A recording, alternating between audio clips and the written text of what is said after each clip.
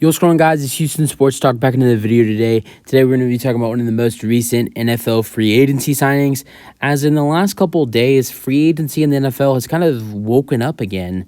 It was really quiet in the last, we didn't see a lot going on in the free agency world after, really after a couple of weeks of free agency passed by.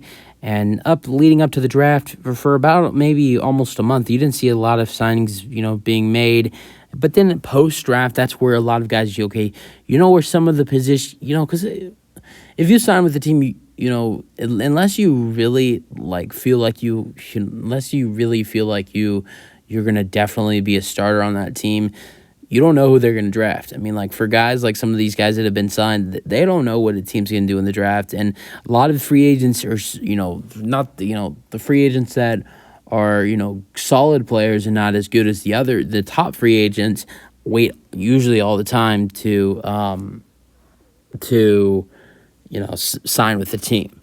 And that's something that Rock Ya-Sin did here, as he signed with the Baltimore Ravens, as the Baltimore Ravens sign Rock Ya-Sin, a cornerback who has spent last year with the Raiders, but before that, spent his first 3 seasons in the NFL with the Indianapolis Colts.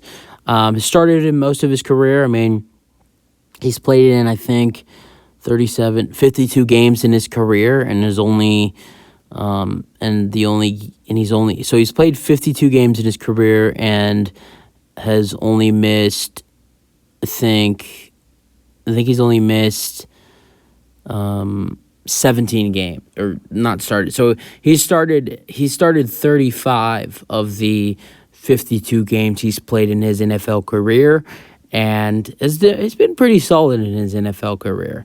And he should be a starter for the Baltimore Ravens next year, after most likely losing Marcus Peters in free agents, as that could be one of the next guys to possibly, sign with an NFL team, as Marcus Peters is most likely not returning to Baltimore, so they need a new starter.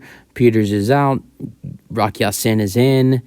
They have Marlon Humphrey. He's an unbelievable corner, but Peters was their cornerback too, and now they're going to be losing out on Peters and needed somebody to replace him. Let's go over his 2022 stats with the Raiders. Played in 11 games, started in 9 of them, had 7 passes deflected, 0 forced fumbles, 0 fumble recoveries.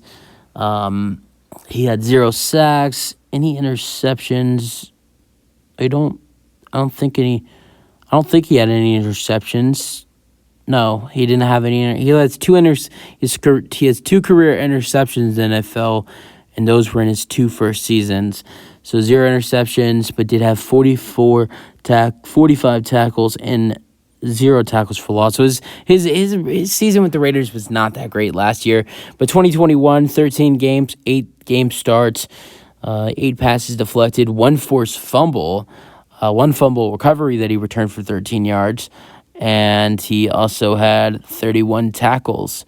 Then in 2020, with the Colts as well, he had 13 games, 8 starts, 1 interception, 7 passes deflected, 1 forced fumble, 0 fumble recoveries, 45 tackles, and that was it.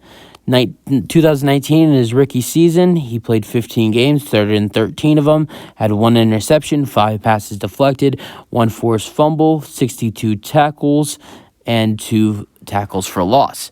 So in his 4 years in the NFL, he's been pretty solid for 2 teams, and I think if he's a starter with the Ravens, I think he should have another really solid year with the Ravens, if not better than he's had in the past with the Raiders and the Colts.